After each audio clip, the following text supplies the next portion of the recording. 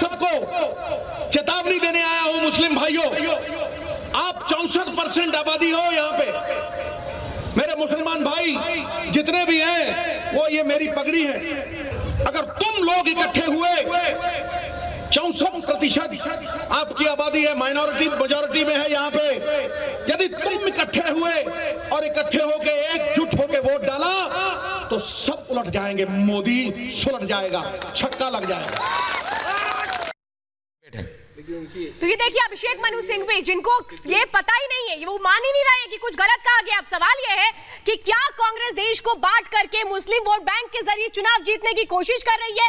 जो बातें यहाँ पर कही जा रही है वो तो साफ दिखाती है कि कैसे बांटने की राजनीति को आगे बढ़ा रही है। बताइए के शर्मा, बताइए। मैं यही बात कह रहा था ईश्वर जी, कि इनको ऐसी बातें कांग्रेस पार्टी के नेताओं को सुनाई नहीं पड़ती, इनको दिखाई नहीं पड़ता। जब राहुल गांधी का भी इशू आया था तो यही सुनाई नहीं देता आपको, जो है मीडिया के ऊपर दिखाई नहीं देता, के ऊपर आरोप जड़ने लगे थे। अभी सुनाया हमने, जवाब दीजिए ना। मतलब सुब्रांश राय आप जवाब दीजिए, टीवी चैनल में जवाब दीजिए, सुब्रांश राय जवाब दीजिए, और ये कह रहे जवाब दीजिए, इंतजार क्या, जवाब दीजिए, जवाब दीजिए। चुप क्यों है, चुप क्यों है, चुप क्यों है? आप बोलिए, बोलिए, अरे बोलने दीजिए, अरे बोलने दीजिए सर, सर जवाब आने दीजिए। देख रहे मैं सिद्धू का प्लीज सुना करिए, एक मिनट सुना करिए, सुनिए ना शर्मा। ऐसा है कि सिद्धू ने क्या कहा, सिद्धू ने अपने 60 सेकंड के क्लिप में या 40 सेकंड के क्लिप में कहीं ये जिक्र किया है क्या कि आप कांग्रेस को वोट दीजिए? अच्छा तो पहले एक मिनट, बीजेपी को, एक मिनट ना, बीजेपी अरे पहले भाई हेलो, आप अपनी बुद्धि अपने पास रखिए और सुनिए पहले। और मानसिक दिवालियापन का दूसरा उदाहरण, मानसिक दिवालियापन का दूसरा उदाहरण क्या कह रहा हूं ये सुनिए। अच्छा चलो दर्शक देखेंगे, दर्शक भी देख ले कि क्या बोल रहे हैं। आप मेरी पगड़ी हो, इसका मतलब वो गंगा जमुनी की जो तहजीब है, अरे छोड़िए यार, शर्मा, आप के शर्मा, यासिर जलानी, आप बात समझिए। बात ये हो रही है कि नवजोत सिंह सिद्धू करते रहते हो। अरे साहब सुनिए, सुनिए, सुनना पड़ेगा। क्या सुनो आपकी बात, क्या सुनो, अरे बात समझिए, क्या सुनो, आप सुनिए पहले। आपकी तहजीब ये है, सुनिए आप मेरी बात, कि कमलनाथ ने पगड़ी नहीं है, अवस्थी जी, मुस्लिम भाई बात सुनिए, कमलनाथ ने पहले क्या किया था? सुनिए, चश्मा नहीं पहनता मैं, चश्मा आप पहनते हैं और जिस चश्मे से कुछ दिखता नहीं वो पहनते हैं। श्वेता, इनको समझना पड़ेगा, कमलनाथ ने क्या किया था? कमलनाथ ने क्या किया था? एक मिनट पहले बताइए मेरे को, कमलनाथ ने क्या किया? 90% मुसलमान, कमलनाथ ने क्या किया? उसके बाद मायावती ने क्या किया? उसके बाद अरे साहब इतने नेता गिन सकता है क्या किया? अरे तो इसी ने बोला ना, क्या किया बोलो ना, तुम्हें याद है ना, तुम्हारे सिस्टम याद है, और मुझे याद है, कांग्रेस को भी बोला ना, सबको बोला, इलेक्शन कमीशन बायस नहीं है, इलेक्शन कमीशन बायस नहीं है। हिंदू और मुसलमान मंदिर जाते हो, क्या हो बायस? इस बार मंदिर नहीं, क्या बात करते हैं, क्या बात करते हैं, क्या बात करते हैं, क्या बात करते हैं, क्या उंगलियां? सबका होता है, आपका नहीं होता। बंद करना होगा तो बता के करूंगा, नहीं पहले मुझे बता के करूंगा। नहीं ऑन, बताइए क्या करिएगा? तो फिर जब ऑन है तो आंसर क्या बोल रहा हूँ? बोलिए ना, अब बोलिए, मुझे करेक्ट करना पड़ता है, नाटक मत कीजिए, बात कीजिए, ऑन है, आप बात कीजिए, ऑन है, सुनिए। नहीं एक्टरबाजी आप करते हैं, मैं नहीं, समझे? आप तो करिए, काम करिए, काम बात करिए, डिबेट। अब बोलूं प्लीज, एक सेकंड सुनिए, नहीं रुकिए अभी आप। पहली बात तो जो लोग हमारे साथ जुड़े हुए हैं, अब मैं शुभ्रांश जी आपसे ना ये आखिरी बार बात करने जा रही हूँ, करेक्ट करने की बात कर रहे हैं ना, अपनी भाषा को करेक्ट करिए। आप जो तुम करके बात कर रहे हैं ना, तुम करके के बात करने का तरीका यहाँ नहीं है। तरीके को पहले सही करिए और उसके बाद जवाब दीजिए। जो आप कुछ कर रहे हैं उसको हम लोग होने नहीं देंगे। बोलिए अब आप। हो गया, ऐसा है अवस्थी जी, आपने बिल्कुल सही कहा। जो 60% 65% या जो भी उन्होंने स्टेटमेंट दिया, उसकी चिंता आपको क्यों हो रही है जब आपने इतना ज्यादा पिछले 5 साल में सबका साथ सबका विकास किया, बिना धर्म संप्रदाय के आपने विकास किया, तो उस मुद्दे पे क्यों बैठे पड़े हैं? अरे भैया, अगर आपने 5 साल में मुसलमानों के लिए कुछ किया होगा तो आपको घबराने की जरूरत नहीं है। कोशिश करेगा, इस देश का नागरिक होने की वजह से देश को तोड़ने की कोशिश करेगा, उसको मुंह तोड़ जवाब देगा इस देश का नागरिक। गठबंधन टूटा, वो चपेट मारेगा कि याद रहेगा। ज़ैदी साहब आप बोलिए। हाँ बोलिए। मोहनचंद करमचंद गांधी को महात्मा गांधी बनाने वाली कौम जब कांग्रेस सत्ता में आती है तो कांग्रेस ने मुसलमानों को क्या दिया, ये कांग्रेस को जवाब देना है, क्योंकि पूरे गांधी को देश में घुमाने का काम इसी कौम ने किया था। जमीयत उलमा हिंद ने क्या दिया तुमने? उन मदरसों को आतंकवाद का अड्डा बनाया। तो बैठे आपके साथी नहीं, ये बताया ना कांग्रेस जवाब दे। बदला अलग रहेगा, इनसे पूछ लीजिए कि आज अचानक से मुसलमान ये क्यों याद आने लगे? ये तो हमेशा से अब जब चाइना में मुसलमानों के साथ आपकी लाइक माइंडेड पार्टी जब चाइना में मुसलमानों से बात करती है, मुसलमानों को नमाज नहीं पढ़ने देती है, मुसलमानों को काम करने नहीं देती है, तब तो आपको पूछ रहे हैं, तब तो आपको समझ आनी चाहिए। आप सुनिए, बताइए शुद्धिकरण करने के लिए शुद्धिकरण तो इनका ज़ैदी साहब ने क्या कहा? आमिर हैदर ज़ैदी जो आपसे हमेशा कंधे से कंधा लड़ाई चलते हैं, सबसे लड़ जाते हैं, 20 खड़े होते हैं, आज वो आमिर हैदर ज़ैदी सवाल पूछ रहा है क्यों मुसलमान कांग्रेस के लिए वोट करे? जवाब दीजिए उनको, अवस्थी जी से नहीं, के शर्मा से नहीं, सुभ्रांश राय ज़ैदी जी ऑन स्क्रीन। हाँ बोलिए, अब बोलिए कांग्रेस को सुभ्रांश राय दे, ये बात हमें मुसलमान को कहने की जरूरत नहीं है, क्योंकि मुसलमान को पता है कि किसने उसके साथ जो कहा वो किया है और किसने सिर्फ सपने बेचे हैं। तो कही रही बात है मुसलमान संसाधन संसाधन बनाने वाली कांग्रेस है, और फिर ये कहती है कि हिंदुस्तान के संसाधनों पे मुसलमानों का अधिकार है। संसाधन संपन्न इतना था जब आजाद फौज की स्थापना हुई तो फंड करने वाला मुसलमान, उस कर्ज अदा करने वाला मुसलमान। आजादी बीतने के बाद अगर कहीं से चारों तरफ से सबका विकास है तो उसमें हिंदू भी और वो क्रेडिट सिर्फ कांग्रेस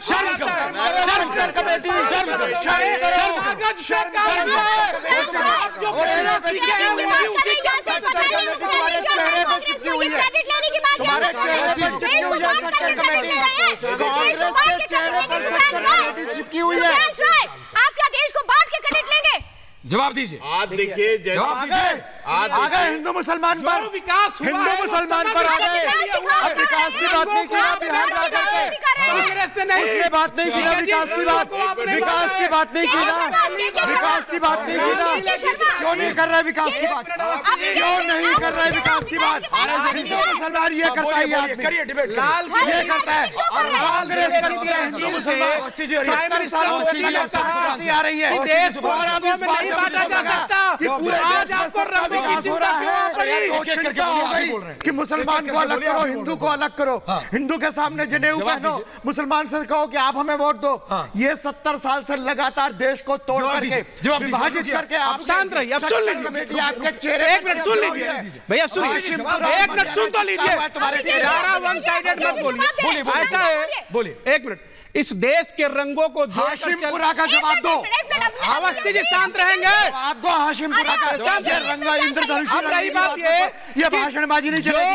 ये 64% योगी जी ने किया, जो काम ऐसा है, बात नहीं करो जो 2002 से लेकर 2019 के बीच में अगर आपकी आंखों में कुछ खटका है तो वो 19% मुसलमान कट गए हैं। अरे भैया, रंगों में मत बांटिए देश को, एक साथ चलने दीजिए। सिद्धू साहब को सच्चर कमेटी और हाशिमपुरा जो बोलेंगे भाई, कांग्रेस के चेहरे पे चिपका, उसकी जवाब दो। अवस्थी जी, मैं आपका भी माइक डाउन, आप शांति रखिए। यासिर गुजरात में जवाब दे दो भाई। आमिर हैदर ज़ैदी, चौरासी के दंगों पे सब माफी मांगते हो, हरियाणा हाशिमपुरा में कोई नहीं मांगता, भागलपुर में भी मांगता। ज़ैदी साहब का जो आज नया अवतार आपके सामने अवतरित हुआ है, मुझे समझ से परे है, क्योंकि उनको आज कांग्रेस से भी सवाल कर रहे हैं, ये भी बहुत अजीब सी बात है। लेकिन मैं आप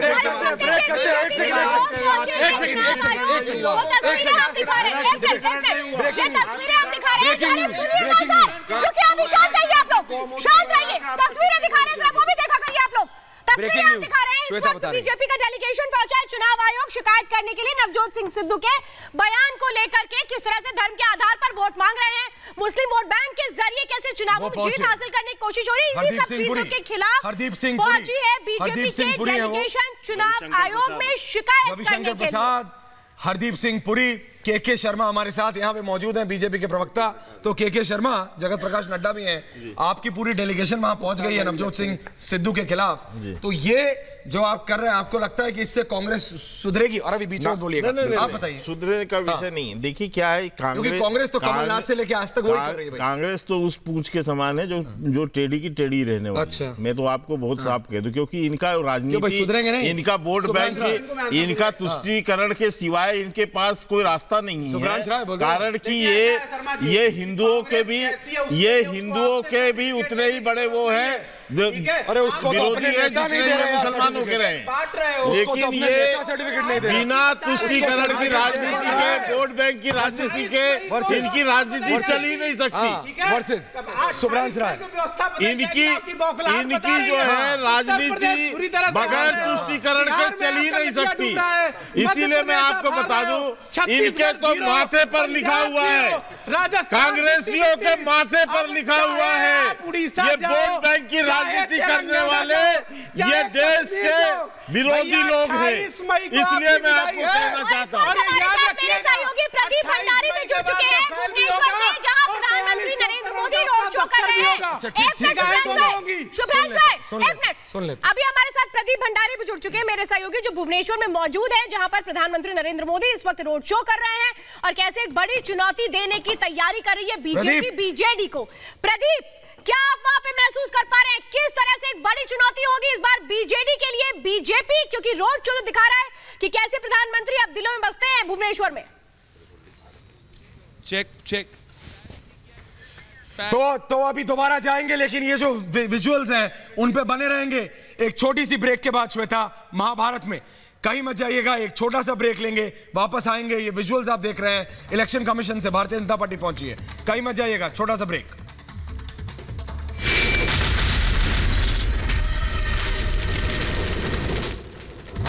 जो है सरकार, स्वागत है आपका महाभारत में एक बार फिर। मैं और मेरी सहयोगी श्वेता त्रिपाठी आज बहस कर रहे हैं महाभारत में कि क्या जो आज नवजोत सिंह सिद्धू ने कहा उसको आप अकेले देख सकते हैं, क्योंकि ये पहली बार नहीं हो रहा श्वेता। कमलनाथ से लेके आज तक हर बार एक नया नेता होता है और बात वो यही करता है। मजहब के नाम पे जिस तरह से कांग्रेस पार्टी बार बार हर प्रदेश में बांटना चाहती है, उससे वो किसी और का नहीं, सिर्फ अपना नुकसान करती है, और ये उसे समझ जाना चाहिए था। लेकिन आज भी शुभ्रांश राय हैं यहाँ बैठे हैं, के शर्मा, मेरे शुभ्रांश राय मानेंगे नहीं, कहेंगे हम नहीं कर रहे, क्या हुआ? शुभ्रांश राय, देश की भी तो सोचो। एक कमेंट कर दूं, फिर ये जो आपके समर्थक हैं आपके खिलाफ, सुनिए, कभी तो समझो, कभी तो भारतीय जनता पार्टी का जन्म कट्टर हिंदुत्ववाद पे हुआ था। सबसे बड़ी बात है आपका उससे फ्रॉन को आपने अपने जिस्म में लपेट रखा है, और दूसरी सबसे बड़ी बात यह है कि लोकतंत्र का महापर्व है, हर व्यक्ति को अपनी आजादी है अपना वोट देने के लिए, और वो संविधान हमें अधिकार देता है। ठीक है, तो किसने क्या कहा ये व्यक्तिगत टिप्पणियों पे न जाइए। आप सुन लीजिए, अब आपने बोल लिया ना, अब आपने बोल लिया ना, अब आपने बोल लिया ना, अब आपने बोल लिया ना, मैं आपको बताता हूँ। ब्रेकिंग न्यूज सुनिए, प्रियंका गांधी नहीं लड़ेंगी चुनाव, प्रियंका गांधी नहीं लड़ेंगी चुनाव बनारस से। ये ब्रेकिंग न्यूज आ रही है, सूत्रों के हवाले से बताया गया है कि प्रियंका गांधी अब जो बनारस में उन्होंने कहा था, बड़े उसमें जोश में कहा था के शर्मा कि मैं नरेंद्र मोदी के खिलाफ क्यों ना लड़ूं, उनसे जब पूछा गया था, आज वो अपने पैर पीछे ले रही हैं। बनारस से नहीं लड़ेंगी। के शर्मा, उन्हें पता है कि उनकी राजनीति शुरू होने से पहले ही समाप्त हो जाएगी। क्यों? आमिर हैदर से बोलिए ना। इसका जवाब कांग्रेस देगी, आप नहीं दोगे। आप ही उछल के जहां मर्जी से लड़ ले। एक मिनट, जहां मर्जी से लड़ ले। करिए, जहां मर्जी से कांग्रेस ही कह रहे थे, वो तो परिवार का एक सदस्य है, परिवार का एक सदस्य है। पूरे भारतवर्ष में पार्टी जो कहेगी वो मैं करूंगी। जबरदस्ती रंग चौका लो लेना कहीं का, बोलना कहीं का, जोड़ना कहीं का। भैया सुनने की आदत डालिए। पार्टी ने बोला है लपेट के एक बात बताइए, बेटी का दौरा भी रद्द कर दिया, बेटी का दौरा भी रद्द कर दिया। आ रही है ना, आ रही है हंसी, आ रही है ना। मुझे रॉबर्ट वाड्रा से जलानी आप जलानी आप प्रियंका के ज्यादा नजदीक है। जवाब भी तो ले लो भाई।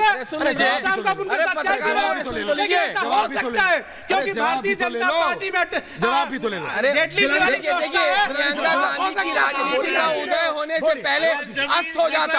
देखिए राजनीति उदय होने से पहले, अरे सुनिए तो सही, अरे सुनिए तो सही, राजनीति उदय होने से पहले प्रियंका गांधी का अस्त हो जाता। इसलिए उन्होंने समझदारी का काम किया है और पैर वापस ले लिया है। वो जानती हैं कि अगर उनकी थोड़ी बहुत जो राजनीति बची हुई है, अब वो राजनीति कहीं और से कर लेंगी। बनारस में करती, राजनीति खत्म हो जाती। बीजेपी प्रियंका गांधी वाराणसी से चुनाव लड़े तो कांग्रेस को ये चैलेंज स्वीकार कर लेना। हमें क्यों ये क्यों चाहेगी? ये क्यों आरएसएस? नहीं, एक बात बताइए, कांग्रेस अपने आप को कहती है कि मैं इतनी बड़ी पार्टी हूँ, मैं इतना बड़ा दल है, इतना पुराना उनका इतिहास है, और उन्हें एक सीट पे पहले तो कहती है, पहले बड़ी बड़ी बातें करती है, जब उन्हें लगता है कि उनके पाँव के नीचे से जमीन निकल गई, जब उन्होंने ग्राउंड रियलिटी चलने की कोशिश करी है, बनारस में जमानत जब्त हो जाती। पिछली बार उनके घर हुई थी, प्रियंका गांधी की जमानत जब्त हो जाती। बिल्कुल कर लेना चाहिए। ये प्रधानमंत्री, अरे कब तक यार बदले झांकोगे? सुनो मेरी बात। प्रधानमंत्री का और इस देश के प्रधानमंत्री का सबसे बड़ा अपमान है कि बनारस से कोई सिपाही लड़ रहा है उनके खिलाफ। सिपाही की भगोड़ा है, वो भगोड़ा है, सस्पेंडेड है, वो सस्पेंडेड है।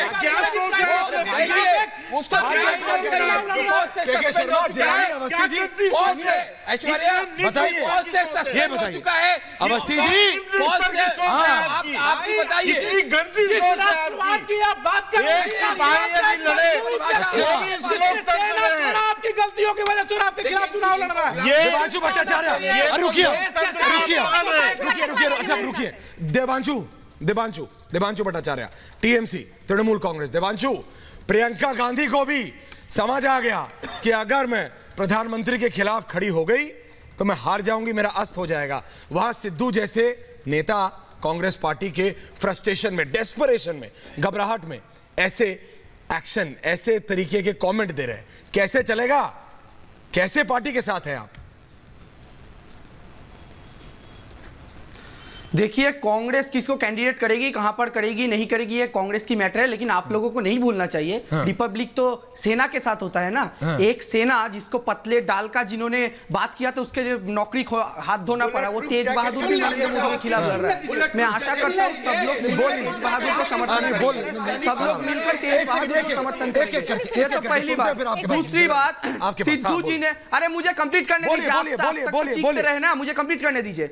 अभी सिद्धू जी ने जो कहा, देखिए सिद्धू जी ने क्या कहा, कंप्लीट बात तो मैंने नहीं सुना, लेकिन वो जो आप लोग जो दिखा रहे हैं, अगर वो वही बताना चाहे तो मेरे हिसाब से वो गलत कहा, क्योंकि सिर्फ 64% नहीं, पूरा 100%। और सीधा चलते हैं जेपी नड्डा के पास, सीधा चलते हैं इलेक्शन कमीशन जेपी नड्डा के पास। कंप्लेंट करने के बाद बाहर आए हैं। मुख्तार अब्बास नकवी जी, हमारे जनरल वीके सिंह जी, हमारे ओम पाठक जी, और हमारे साथ संजय मयूख जी और लॉयर हमारे नीरज जी, इनका डेलीगेशन आज इलेक्शन कमीशन से मिला। 3 मुद्दे रहे हैं जिसके बारे में इलेक्शन कमीशन से हमने बातचीत की। पहला मुद्दा, हमने इलेक्शन कमीशन को योगी आदित्यनाथ जी मुख्यमंत्री उत्तर प्रदेश, जिन पर 72 घंटे का चुनावी सभाओं में भाग लेने से रोक लगाई है, उसे रिव्यू करने के लिए हम लोगों ने इलेक्शन कमीशन से निवेदन किया। वह रिव्यू का आधार ये है कि 7 तारीख को मायावती जी ने देश के मुस्लिम भाइयों से एक साथ एकत्र होकर के वोट की अपील की थी और उन्होंने इलेक्शन के प्रोग्राम को, इलेक्शन के कैंपेन को कम्युनल एंगल देने का प्रयास किया था। चुनाव में right to retort and right to response, जो इलेक्शन कमीशन में कोडिफाइड नहीं है, इसके तहत राइट टू रिस्पॉन्स और रिटॉर्ट इलेक्शन में ये हमारा अधिकार है। और योगी जी ने जो कहा कि उन्हें अगर अली पर विश्वास है तो हमें बजरंग बली पर विश्वास है, ये उन्होंने अपने विश्वास के बारे में कहा, लेकिन उसके नाम पर उन्होंने कोई अपील नहीं की। और इसलिए इलेक्शन कमीशन के सामने हमने स्पष्ट कहा कि वह कहीं भी किसी कम्युनिटी को प्रभावित करने के लिए नहीं, बल्कि अपनी आस्था को बताने के लिए रहा है। साथ ही साथ जो ट्रैक रिकॉर्ड योगी जी का एडमिनिस्ट्रेशन में पिछले 2 साल में रहा है, जो कम्युनल हार्मनी और लॉ एंड ऑर्डर इंप्लीमेंट हुआ है, वायलेंस और राइट्स पर रोक लगी है, यह उनके ऐच्छिक शक्ति को और उनके विल पावर को, पॉलिटिकल विल को ट्रांसलेट करता है। इसलिए हमने निवेदन किया है इलेक्शन कमीशन से कि वह इस फैसले को फिर से रिव्यू करें और जो राइट टू रिस्पॉन्स था उसके दृष्टि को ध्यान में रखते हुए इसको रिव्यू करें। दूसरा मैटर, वो हमारे स्टार कैंपेनर हैं योगी जी, और न ही उत्तर प्रदेश में बल्कि पूरे देश में वो कैंपेन कर रहे हैं। इसलिए उनको हम रिव्यू करें और उनको इस डिसीजन को बारे में इलेक्शन कमीशन वापस ले, ऐसा हमने निवेदन किया। दूसरा विषय है, छत्तीसगढ़ में इलेक्शन कमीशन ने इलेक्शन की अपील में वोट डालने के लिए जो अपील की है, उसमें उन्होंने कहा है कि आपका भविष्य आपके हाथ में है, और वो हाथ के तरफ एक स्पेसिफिक इशारा भी दिखता है। तो हमने इलेक्शन कमीशन को ये कहा है कि क्योंकि हाथ एक नेशनल पार्टी का सिंबल है और इस तरीके का एडवर्टाइजमेंट यह हर एक बूथ पर लगेगा तो इससे मतदाता भ्रमित होगा, इसलिए इसको भी विड्रॉ करना चाहिए इलेक्शन कमीशन से, हमने ये कहा है। और तीसरी बात, जो कांग्रेस का एडवर्टाइजमेंट है जो टेलीविजन में चल रहा है, वो बड़ा आपत्तिजनक है और वो इलेक्शन के कोड ऑफ कंडक्ट में स्पष्ट रूप से वायलेशन है। इसलिए हमने निवेदन किया है कि उसको भी तुरंत विड्रॉ किया जाए। ऐसे 3 विषय हमने कहे हैं। चौथा, नवजोत सिंह सिद्धू ने जो कटिहार में बिहार में कहा है और उसने भी कम्युनल पैशन को जगाने की कोशिश की है और माइनॉरिटिज्म को मेजॉरिटी के रूप में इलेक्शन वोट बैंक के दृष्टि से देख करके जो उसने पैशन को जगाने की कोशिश की है, वह भी हम इलेक्शन कमीशन के सामने लेके आए हैं। इलेक्शन कमीशन ने चारों ही मैटर्स में हमें विश्वास दिलाया है कि हम पूरे जुडिशियसली इन विषयों पर हम एक्शन लेंगे। और जो आपने रिव्यू की बात कही है, हमारे अपने व्यूज हैं, लेकिन हम इसको आपकी बात को ध्यान में रख करके हम इस पर फैसला लेंगे। Thank you.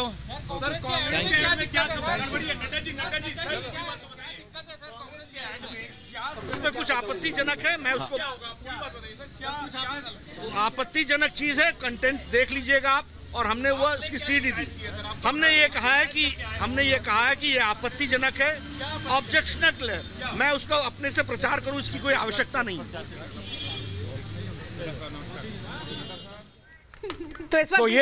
तो ये थे बीजेपी के लीडर श्वेता, जो बिल्कुल अभी इलेक्शन कमीशन से बाहर निकले। और जिस तरह से अब सिद्धू की मुश्किलें बढ़ सकती हैं, क्योंकि बकायदा वो सीडी मंगा ली गई है, वो बयान जो दिया गया है, वोट पोलराइजेशन की जो कोशिश हो रही है, वो किस तरीके से अब देश को बांटने की एक जो कोशिश है कांग्रेस की, वो मंसूबे दिखाती है साफ तौर पे। और इसी पर हम बातचीत भी कर रहे हैं। शुभ्रांश राय, ये बताइए, कब तक आप हिंदू मुस्लिम करते रहेंगे? देश को बांट करके आप जीतने की कोशिश कर रहे हैं। चुनावी सभाओं में विपक्षी नेताओं को मां बहन की गालियां देना, ये सांस्कृतिक राष्ट्रवाद है। इस पे एक शब्द नहीं बोलता कोई। अच्छा, तो बोलिए ना। हिंदू मुसलमान की बात हो रही है, आप यहाँ हिंदू मुसलमान की बात हो रही है। जयदीप साहब, पहले तो आप देश को बता दो कि क्या मुस्लिम वोट बैंक बन चुका है? आपका मुस्लिम समाज क्या वोट बैंक होता है जो लोग बात समझो। मुस्लिम समाज क्या है? मुस्लिम समाज, आपका मुस्लिम समाज। लेकिन देखो, विपक्षी नेता स्वीकार लिया, ये आरएसएस का सांस्कृतिक राष्ट्रवाद है। मुस्लिम वोट बैंक, आप जो वोट बैंक बनकर अपने आप को रख रहे हो,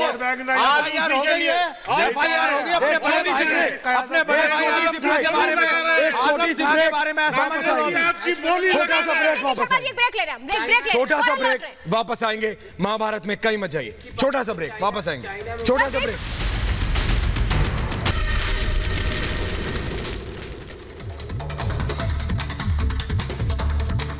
महाभारत में बहस जारी है। महाभारत में शुभ्रांश राय, कब समझेगी कांग्रेस? बताएं, कब समझेगी कांग्रेस? कब तक इस तरह से मुसलमानों से इस तरफ कब तक बरगलाएगी और कब तक वोट की राजनीति करेगी? बताइए। देखिए, बताइए। एक मिनट, देखिए ईश्वर, ऐसा है कि मुसलमान हमारे रविशंकर प्रसाद क्या कह रहे हैं, सुन 10 अप्रैल को सुप्रीम कोर्ट का एक फैसला आया था, जिसमें सुप्रीम कोर्ट ने मात्र इतना ही कहा था कि जो दस्तावेज रक्षा विभाग से गलत तरीके से निकाले गए उसको भी हम देखेंगे। राफेल के मूल फैसले पर उन्होंने कुछ नहीं कहा। यह भी नहीं कहा कि राफेल में कोई गड़बड़ी हुई है। और 10 अप्रैल को राहुल गांधी जी ने अमेठी में अपने नामांकन के बाद ये टिप्पणी की कि सुप्रीम कोर्ट ने भी कहा है कि चौकीदार चोर है, सुप्रीम कोर्ट ने भी कहा है कि भ्रष्टाचार हुआ है।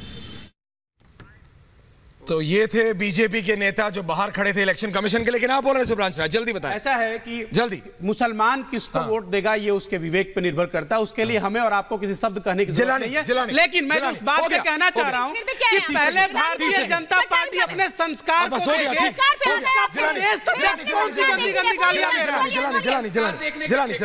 लेकिन ये अपने नेताओं को नहीं देखते। मायावती जी ने क्या बोला कल, रुचि वीरा कैसी बातें कर रही थी, आपने सुना था? आपका जाता है जब मुसलमानों को सेल किया जाता है, बेचा जाता है, तब आपको जरा सा ध्यान नहीं आता है मुसलमान को हो गया। देखिए, सुन लीजिए, उसकी भाषा अच्छी, मेरी भाषा खराब, ये नहीं चलेगा। चुनावी और इस तरह से मुसलमानों को नहीं चलेगा। सुनिए, चुनावी बोलिए ना कि कांग्रेस गलत कर रही है, बोलिए कांग्रेस गलत कर रही है, बोलिए कांग्रेस गलत कर रही है। मैं कांग्रेस में भी आ रहा हूं। कांग्रेस मुसलमानों के लिए हरी घास में हरा सांप है। सेलेक्टिव नहीं होना चाहिए, गलत है जो गलत है। बिल्कुल ब्रेक लेते हैं, वापस आएंगे। लेकिन सेलेक्टिव नहीं होना चाहिए इन सब चीजों पर। ब्रेक लेते हैं, वापस आएंगे, ब्रेक लेते हैं, वापस आएंगे। सीटों की हम बात करें, स्ट्रैटेजी तो हर जगह अमित शाह गए थे और एक तरह से कहें हर महीने 3 बार वो जाते थे। स्ट्रैटेजी का जो रंग है वो स्ट्रैटेजी उन्हीं की थी। लेकिन आज महाभारत में जो हमने जिस पे डिबेट किया, जिस पे वाद विवाद किया, वो साफ था कि किस तरह से कांग्रेस अभी भी जाति और रिलीजन जिसे कहा जाता है, मुसलमानों को किस तरह से बरगला रही है। लेकिन कांग्रेस मानने को तैयार नहीं। नवजोत सिंह सिद्धू के खिलाफ एक्शन होना चाहिए, लेकिन क्या राहुल गांधी एक्शन लेंगे? आज महाभारत में इतना ही। बहुत बहुत धन्यवाद। अमित शाह कहते हैं